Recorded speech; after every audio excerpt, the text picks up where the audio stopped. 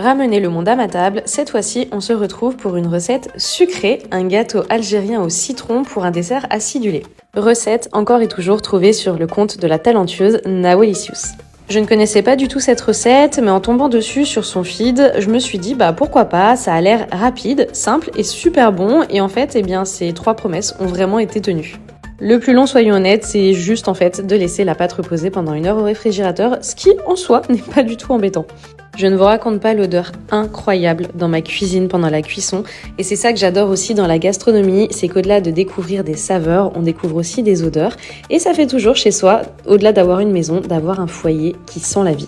Et bien évidemment, on goûte toujours la pâte avant de la faire cuire.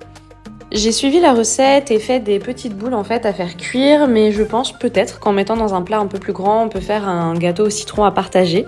À voir, de toute façon j'ai adoré la recette et je compte bien la refaire, donc je vous dirai dans les commentaires si je l'ai testée sous une autre forme. Après avoir simplement mélangé les ingrédients, on trempe les boules de pâte dans du sucre en poudre, puis dans du sucre glace, oui c'est un dessert très gourmand, et on enfourne pendant environ, il me semble, 20 minutes à 180 degrés, à vérifier.